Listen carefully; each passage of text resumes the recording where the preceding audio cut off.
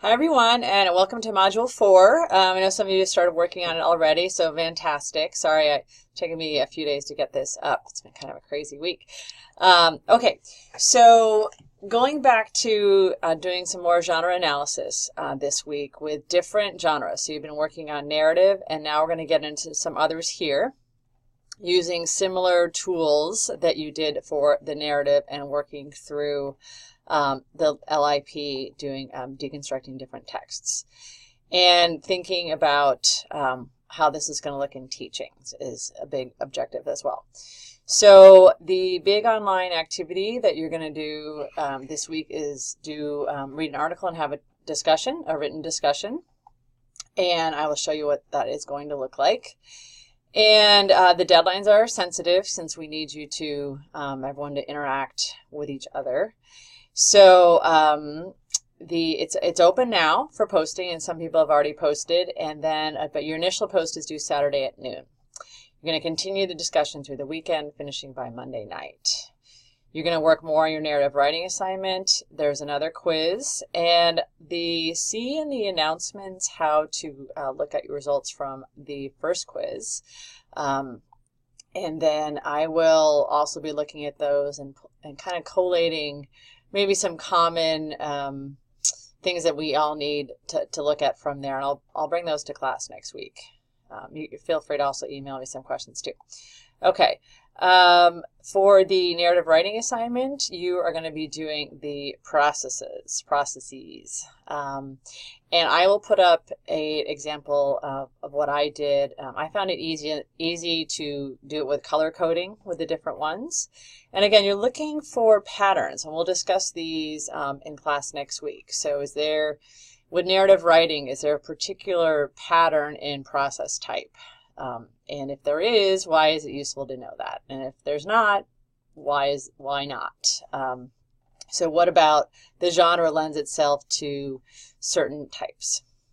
So we'll be kind of looking at that. So the discussion, you click here. And the discussion is about the article, Growing Language Awareness in the Classroom Garden. This is one of my favorite articles. I really, really love this article. And I met the author, Pat, and at a conference, and she was a really neat person to talk to as well.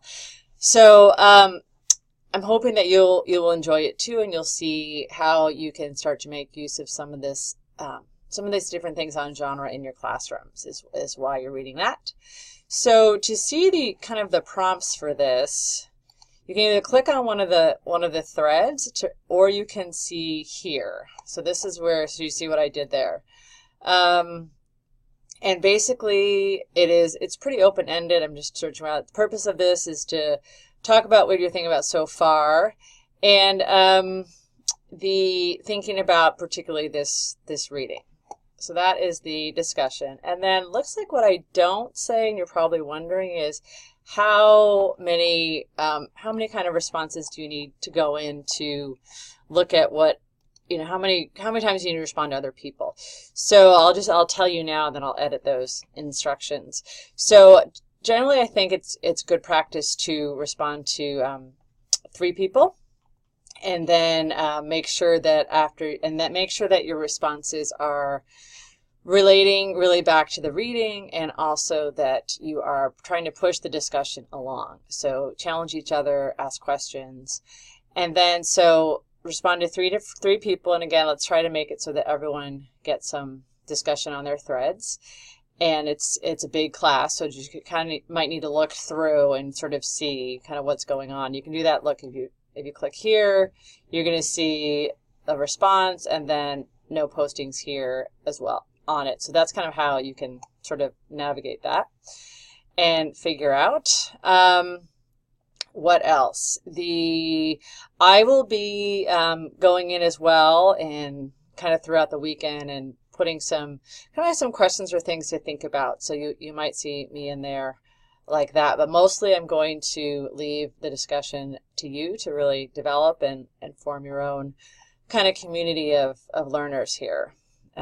So that is what is going on with that.